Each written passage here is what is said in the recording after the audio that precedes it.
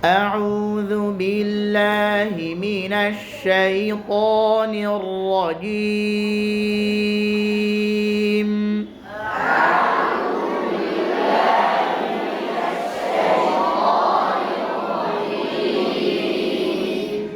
بسم الله الرحمن الرحيم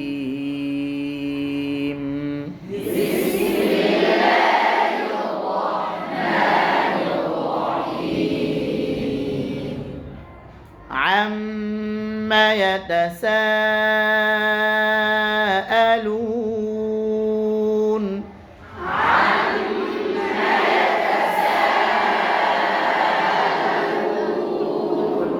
মাশাআল্লাহ প্রথম আয়াতে আমরা ভুল করে ফেললাম বাম দিকের হামজাটা সুন্দর হয়েছে আলহামদুলিল্লাহ ডান দিকের হামজাটা হয়নি আম্মা ইয়াতাসা হামজা স্পষ্ট হয় নাই আরো স্পষ্ট করতে হবে ঠিক আছে আম্মা ইয়াতাসাআলুন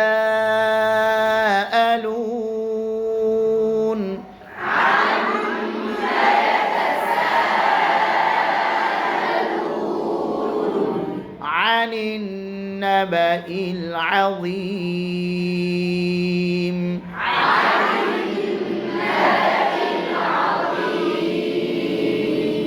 আনিন النبأ العظيم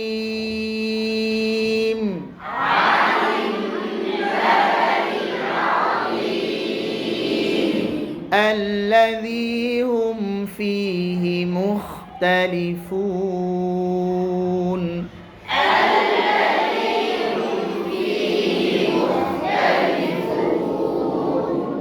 এতে আমরা আলোচনা করেছিলাম মিম সাকিনের পরে ফা আসছে ইজহারে খাস মিমকে ভালো করে আদায় করে তারপরে হুম ফি দেখেন এদিকে দেখেন হুম ফি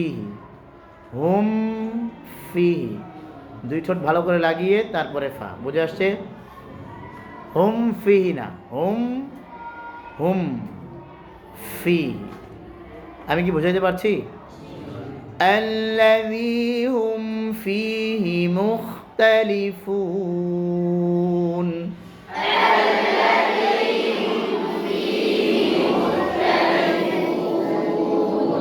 الذي هم فيه مختلفون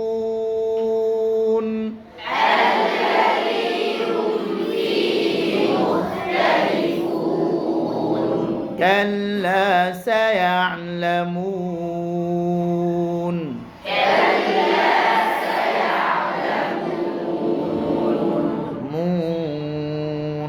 মুন বুঝতেছেন ভুলগুলো বুঝতেছেন মুন যখন তৈরি হবেন এই যে ভুলগুলো আলোচনা করছি যখন নিজে নিজে পড়বেন ঠিক করবেন তখন এগুলো খেয়াল করে করে মশু করবেন ঠিক আছে হ্যাঁ কাল্লা সায়ালামুন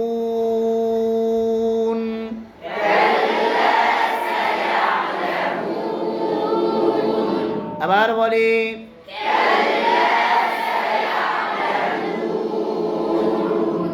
ডান বলারা বলেন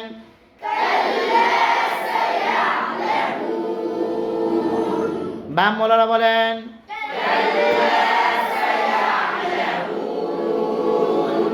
কাল্লা সায়ালামুন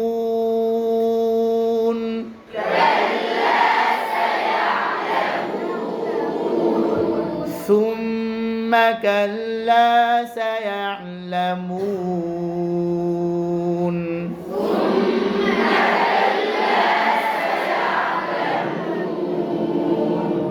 ثم كلا سيعلمون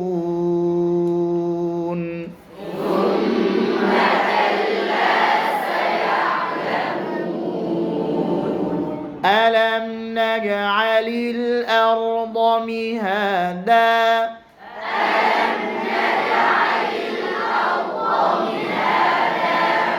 বলেন তো কোন জায়গায় ভুল যেতে পারে আওয়াজ বন্ধ হয়ে যেতে পারে হ্যাঁ আওয়াজ চালু থাকবে মোটা হবে তাকরার হবে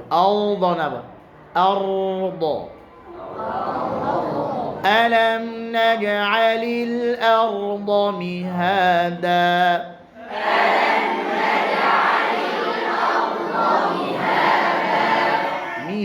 هذا ها مهادا نورميর সাথে ألم نجعل الأرض مهادا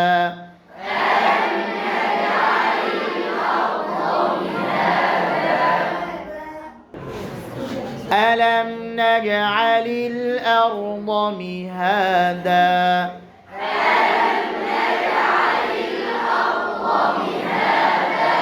مهادا والجبال أوتادا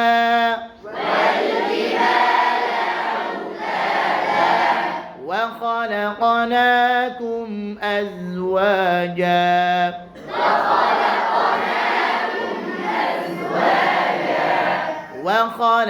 وخلقناكم أزواجا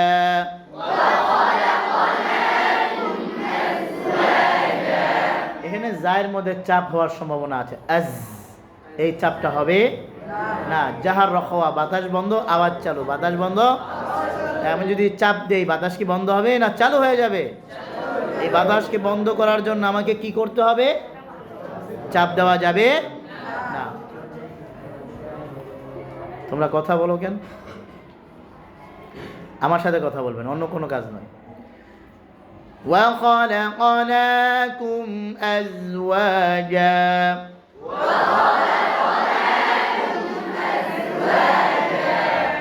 চাপের বয়ান দিছি ডান দিকে চাপ হয়ে গেছে বা মোলারা পাশ আলহামদুলিল্লাহ وخلقناكم أزواجا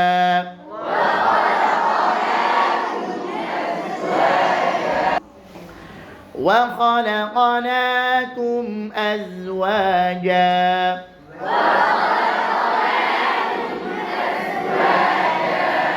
وجعلنا نومكم سباتا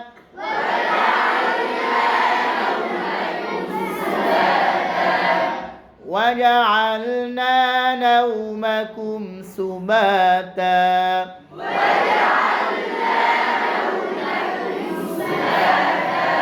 وجعلنا الليل لباسا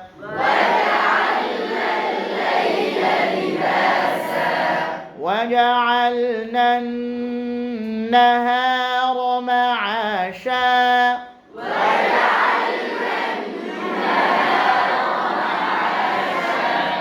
আপনারা দুজন বসেন এই পড়ে না وجعلنا النهار معاشا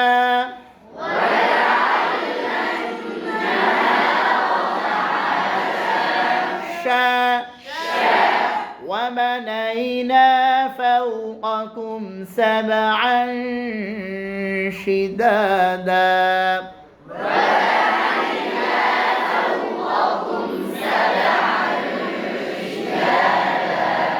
وبنينا فوقكم سبعا شدادا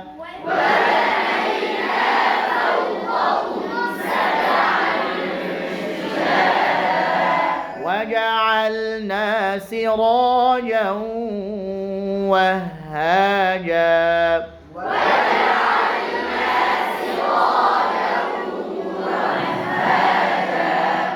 وهنا وهاجا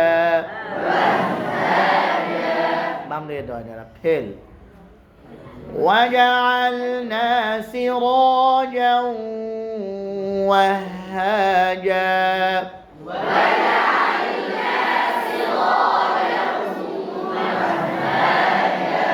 ধাক্কা দিতেছে গেলে হায়ের উপর অত্যাচার করতেছে অত্যাচারী জালেমকে সেই হায়ের উপর অত্যাচার করছে ওয়াহাজা করতেছে জি এদিকে আল্লাহ তাআলা আমাদেরকে জুলুম করা থেকে বাঁচান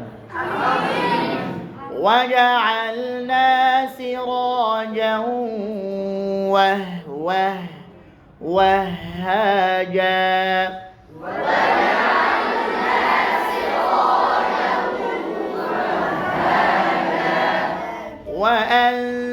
وأنزلنا من المعصرات ماء ثجاجا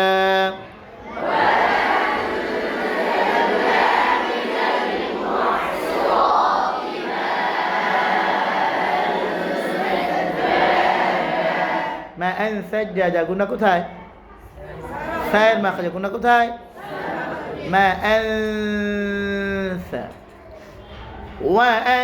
وأنزلنا من المعصرات ماء ثجاجا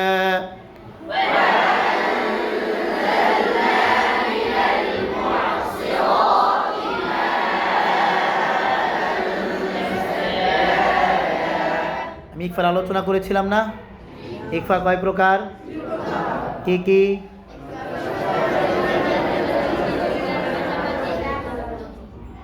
কারে ধরা যায় একটু ধরা দরকার সবাই তো আউ আউ আউ করলো আপনি দাঁড়ান সবুজ কোন কালার দাঁড়ান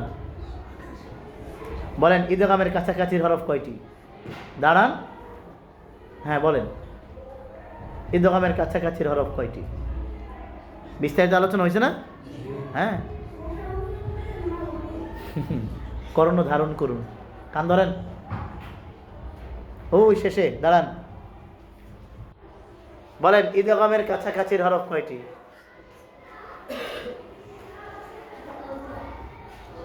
কি কি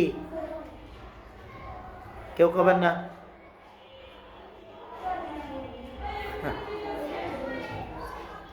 ইন্না লিল্লাহি ওয়া ইন্না ইলাইহি রাজিউন কারণ কর্ণ ধারণ করুন কি বুঝে না বাংলা বুঝে না কর্ণ মানে কান ধারণ মানে ধরেন কান ধরেন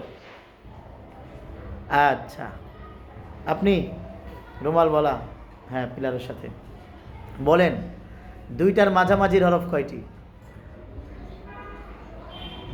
না পারলে কান ধরে নেবেন বলা লাগে না কেন বাংলা বোঝে নাই হ্যাঁ পেছনে সাহেবুন নাযারা চশমাওয়ালা কোন গুন্নার মধ্যে নাক ধরলে গুন্না বন্ধ হয়ে যাবে কোন হরফের মধ্যে এই বিস্তারিত হয় নাই এমনি হাসতেছে কেন দাঁড়ায় দাঁড়ায় কান ধরতে আসতেছে ধরলাম আপনি জ্যাকেটওয়ালা হ্যাঁ আপনি কোন কোন কোন হরফের মধ্যে নাক ধরলে গুণা বন্ধ হয়ে যাবে ইদগামের কাছাকাছিতে না ইজহারের কাছাকাছিতে না দুইটার মাঝামাঝিতে ইয়া আল্লাহ তোমরা এই পড়ছো এত বিস্তারিত আলোচনা করার পরে বোঝাই দেওয়ার পরে তারপরেও যদি মনে না থাকে হলো হ্যাঁ কান ধরেন আচ্ছা এবার আপনারা সবাই প্রশ্নের উত্তর দেন ইকফা কয় প্রকার কি কি এদিকে তাকায় নিচে জ্ঞান এদিকে এদিকে তাকায় তাকায় পড়েন নিচে কি গাল ধরতে গেছে কেনা একটা শাস্তি দিচ্ছি 10টা করেন কেন কান ধরেন গাল ধরছেন কেন হ্যাঁ গাল ধরে অনেকে নাক ধরে কি রে ভাই তোমার দিলাম একটা তুমি নাও 10টা অনেকে চোখ ধরে অনেকগুলো শাস্তি এক লগে নেয় চিন্তা করতেছে আমি পারলাম না কেন হুজুর আমাকে একটা শাস্তি দেয় আমি আর 10টা নেব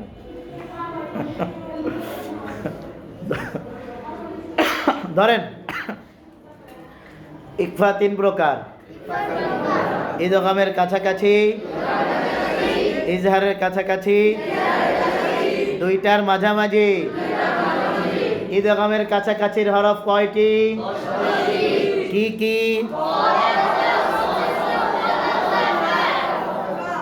এখন দাঁড়া দাঁড়া করে না এরা তখন মুখস্থ ছিল না 11 12 13 14 11 12 13 14 কই জানি দেখছিলাম 11 12 13 11 12 13 14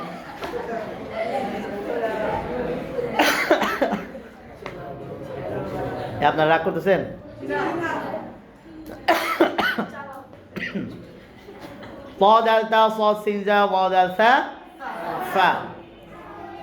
ইজহারের কাছাকাছি হরফ কয়টি দুইটি ইজহারের কাছাকাছি হরফ কয়টি কি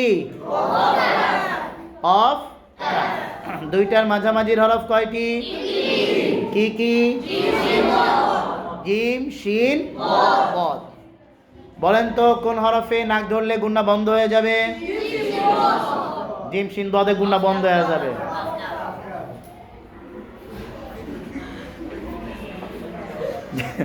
জিম শিন দদে গুন্না বন্ধ হবে? জিম শিন দদে গুন্না আদায় করতে কষ্ট হবে, গুন্না চালু থাকবে, আদায় করতে কষ্ট হবে। আর বন্ধ হবে কোনটাতে? Of calf. অফ কাফের গুন্না কার মতো? কথা বলে না, অঙ্কের মতো। এই হলো ইকফার বিস্তারিত আলোচনা শেষ, তাই না? কি এগুলো আপনারা পারেন না? এই আপনি পারেন না? সত্যি করে পারেন না? ছিল না? বসেন, সব বসেন। অযথা আপনাদের উপর রাগ দেখায় কি লাভ? হ্যাঁ, যারা আগ্রহী তাদের মুখস্থ হয়ে যায়, যারা অমনোযোগী কত কিছু গুরুত্বপূর্ণ হারিয়ে যায়। হ্যাঁ, আপনাদের মধ্য থেকেই তো হযরত আশরাফ আলী থানভী আসবেন, হোসেন মাদানী আসবেন। সবাই কি আশরাফ আলী থানভী হবে? ইমাম আবু হানিফা হবে? সবাই সবাই না। ওই ছেলে যে অত্যাধিক মেহনত করে, অত্যাধিক মনোযোগ দিয়ে পড়ে, আর ভিতরে শুধু আফসোস করে, আহা আমার পড়াটা হচ্ছে না। বোঝো নাই মনে হয়? তালিবুল ইলম, ওই তালিবুল ইলম যার ভিতরে এই আফসোসটা থাকবে যে আমার পড়া হচ্ছে না, কিন্তু সে পড়ছে, মুখস্থ হচ্ছে, সবই হচ্ছে, তবুও তার ভিতরে একটা জ্বালা, আমার পড়াটা হচ্ছে না, সমস্যা রয়ে গেছে, ঠিক করতে হবে, আমার পড়া ঠিক করতে। এই ধরনের মেজাজ যার ভিতরে হবে সে আবু হানিফা হবে ইনশাআল্লাহ। আর যে মনে করে আমার তো ওই গেছে গা, মুখস্থ হয়ে গেছে গা, এটা না মুখস্থ করলে কী হইব? সবার কি মুখস্থ করতে হইব নাকি? সবাই কি হাফেজ হইতে হইব নাকি? আছে না কিছু বললাম, মাথার ভিতরে কিরা ঢুকছে, সবার কি হাফেজ হইতে হইব নাকি? এই ধরনের চিন্তা যেগুলো নিছে ও অনেক শেষ।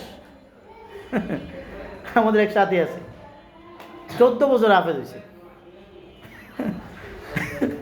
কত বছরে? 14 বছরে। এই ভিতরে এক মানুষ চাকরি করে, আমাদের বড় ভাই, আমার নামই নাম, আমাদের বড় ভাই। আমরা যখন মক্তবে যাই, ও হেফখানায় 3 বছর পার হয়েছে। আমরা যখন হেফখানায় যাই, হাফেজ হয়ে বেরোয় আই, তবুও হেফখানায় হাফেজ হয় নাই। বুঝছো? আমাদের ঘরে থাপড়াইতো, ছোটো না আমরা, ঘোরাঘোরা, বড় কিছু এলে থাপড় দিত, মাস্তানি করতো, তো নিজে পড়তো না। এখন ঘুরো, রাস্তাঘাটে ঘুরো, এই মনোযোগ দিয়ে পড়া, ঠিক আছে? আফসোস থাকা, আরও শিখতে হবে আমাকে। যাক, এই আলোচনা না করা দরকার। ইকফার আলোচনা ঠিক আছে তো না? ওয়ানজালনা গুন্না কোথায়? কথা বলেন। জায়ের মাখরাজে। এটা কোনটা? ঈদগামের কাছাকাছি, ইজহারের কাছাকাছি, না দুইটার মাঝামাঝি? ঈদগামের কাছাকাছি। কেন? ঈদগামের হরফের কাছে, ঠিক না? মা সাজ্জাজা ঈদগামের কাছাকাছি, ইজহারের কাছাকাছি, দুইটার মাঝামাঝি। কোনটা? ঈদগামের কাছাকাছি। কেন? এই ঈদগামের হরফের কাছে, ঈদগামের হরফের। হ্যাঁ, সামনে প্রশ্ন করবো, আপনারা জবাব দিন, পারবেন ইনশাল্লাহ? সবাই একটু খেয়াল করবো, ঠিক আছে ইনশাল্লাহ? وأنزلنا من المعصرات ماء ثجاجا جري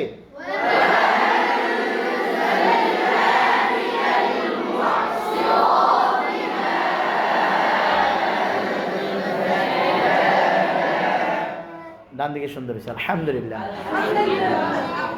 لنخرج به حبا ونباتا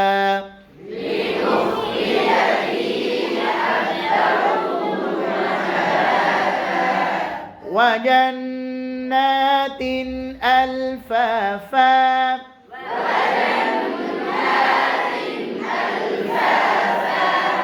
إن يوم الفصل كان ميقاتا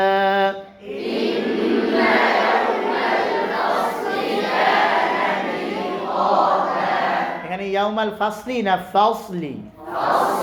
বড় করে দেই, ফাসলি মানে ফা পাতলা, সদ মোটা, পাতলা করে শুরু করব, মোটা করে ধরবো, মোটা করে ধরবো। কেমন জানো? চিকনালি মোটালিকে ধরছে। ইন্না ইয়াউমাল ফাসলি কানা মিকাতা।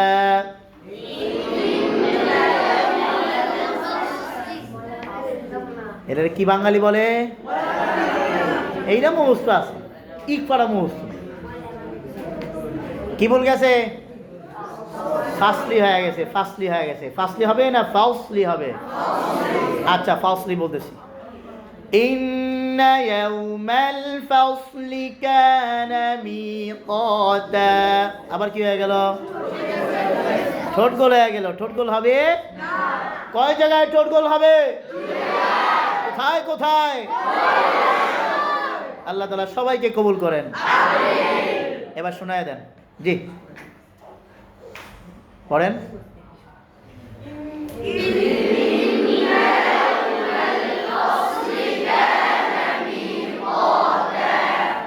ইন্না ইয়াউমাল ফাসলি কানা মিকাতা।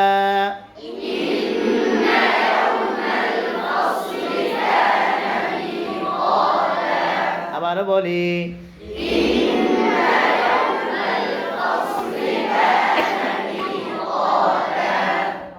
يوم ينفخ في الصور فتأتون أفواجا।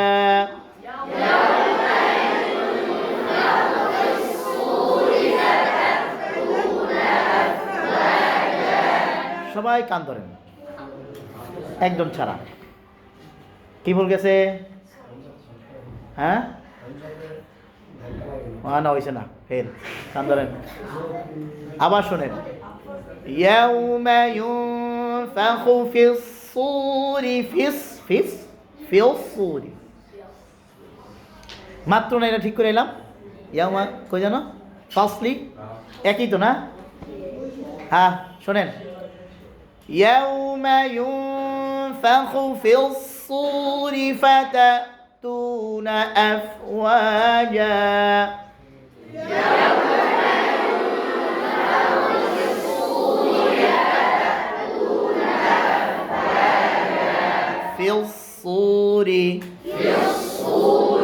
এই আয়াতে ঠোঁটের কাইফিয়তটা খুব গুরুত্বপূর্ণ। ইয়াউমা ইউ ইউ ফায়ের মাখরাজে ইউনফাখু ফিস সূরি ফাতাতুনা আফওয়াজা। অনেকগুলা ঠোঁট নাড়াচাড়া আছে। হ্যাঁ দেখেন আমার মতো হয় কিনা, আমারটা হয় কিনা, তারপর আপনারা আমাকে দেখাবেন। ইয়াউমা ইউনফাখু ফিস-সূরি ফাতাতুনা আফওয়াজা।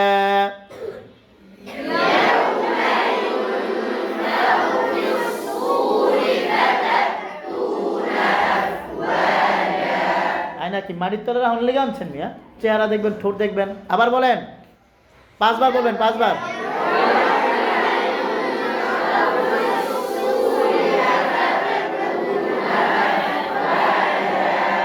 আরো জোরে।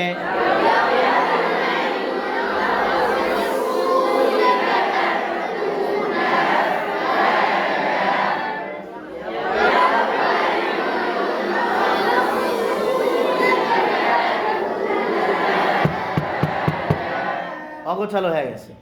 ইয়াউমা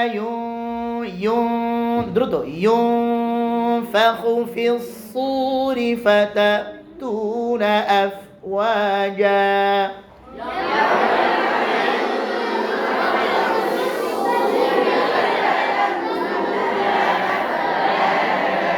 এই কফি রঙের জামা, দাঁড়ান বলেন তাড়াতাড়ি।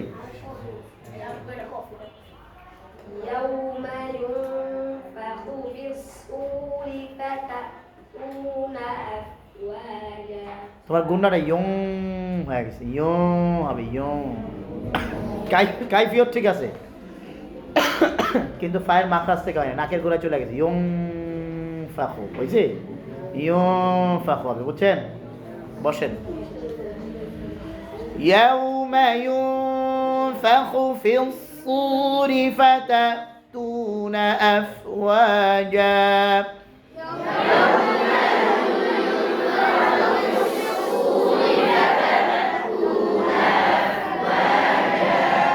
وفتحت السماء فكانت أبوابا. وفتحت السماء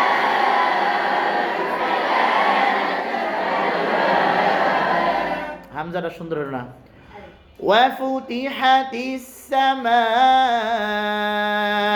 فكانت أبوابا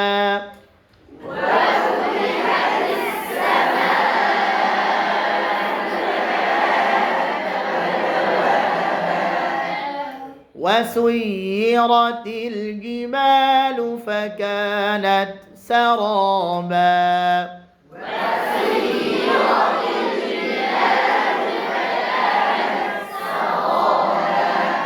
وسيرت الجبال فكانت سرابا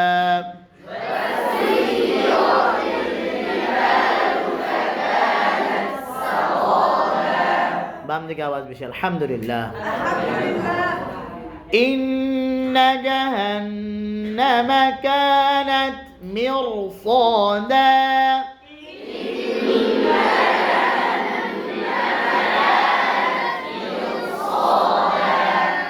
এখনো ডান দিকে আওয়াজ বেশি আলহামদুলিল্লাহ إن جهنم كانت مرصادا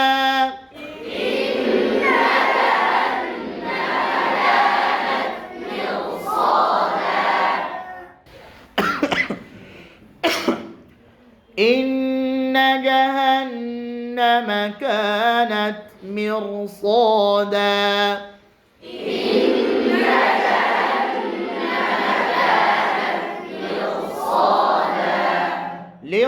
للطاغين مآبا لابثين فيها أحقابا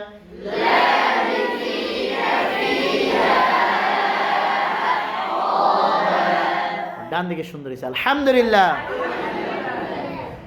لا يذوقون فيها بردا ولا شرابا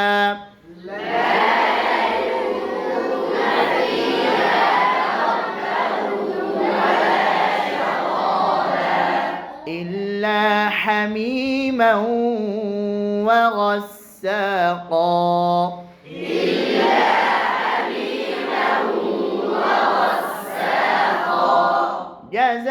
جزاء وفاقا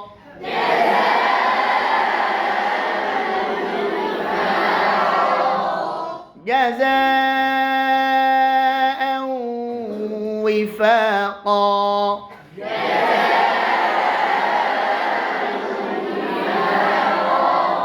دران إنهم كانوا لا يرجون حسابا إنهم كانوا لا يرجون حسابا وكذبوا بآياتنا كذابا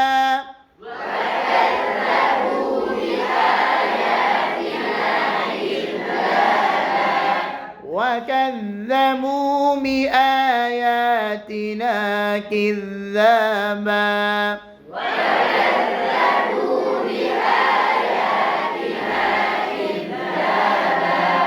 وكل شيء أحصيناه كتابا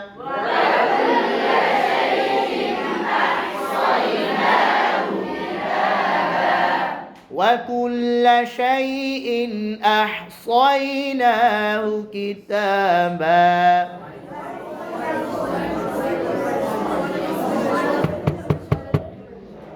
ভাবছিলাম আপনারা অন্যমনস্ক হয়ে গেছেন কিনা মাশাআল্লাহ সবাই ক্লাসে আছেন মাশাআল্লাহ আল্লাহ তাআলা সবাইকে কবুল করেন যারা আমিন বলে আল্লাহ তাদেরকে আমিন বলার তৌফিক দান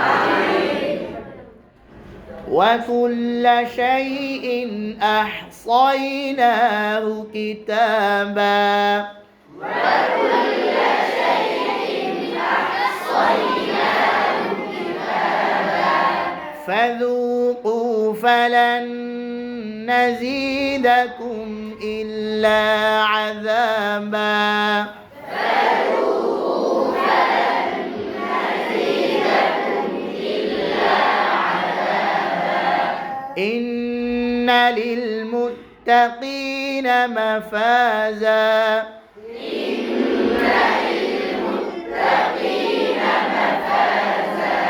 এখন ডান দিকে আওয়াজ বেশি হচ্ছে আলহামদুলিল্লাহ حدائق وأعنابا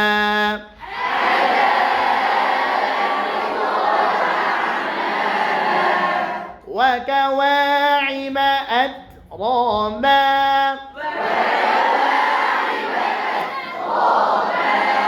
وكأسا دهاقا لا يسمعون فيها لغوا ولا كذابا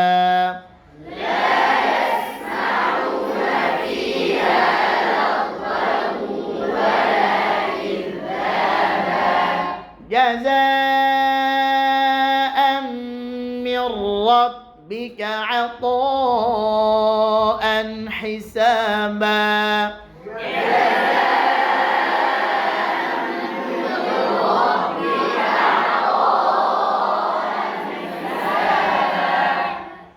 رب السماوات والأرض وما بينهما الرحمن لا يملكون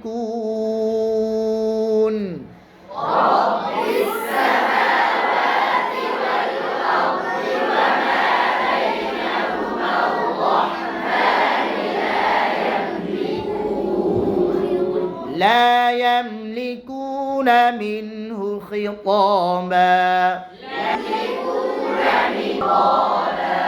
خطابا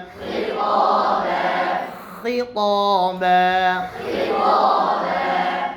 يوم يقوم الروح والملائكة صفا لا يتكلمون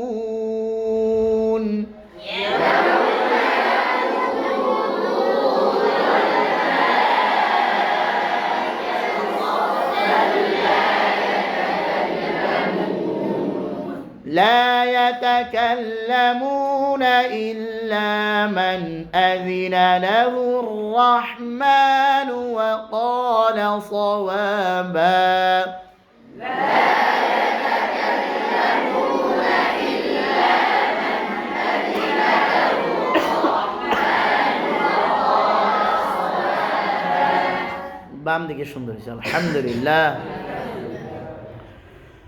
ذلك اليوم الحق ذلك اليوم الحق ما شاء الله حق حق কি কইলেন আপনারা এগুলা ذلك اليوم الحق ذلك اليوم الحق حق ذلك اليوم الحق ذلك اليوم الحق পিছন দিকে আমরা দুষ্টামি হয় না فمن شاء اتخذ إلى ربه مآبا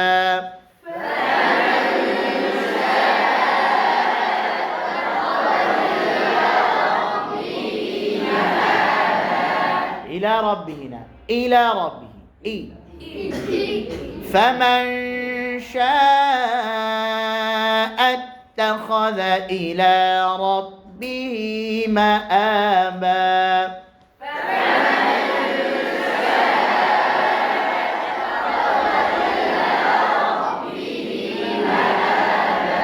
مآبا هذا বলেছিলাম مآبا আগের গুলার মতো এটা না فمن شاء اتخذ إلى ربه مآبا مآبا বুঝতে পারছি إنا أنذرناكم عذابا قريبا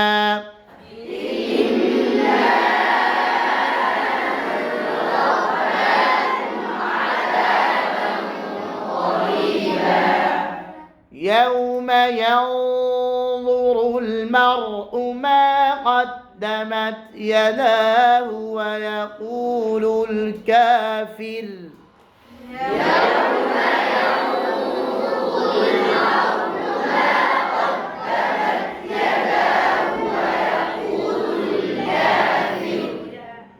ويقول الكافر يا ليتني كنت ترابا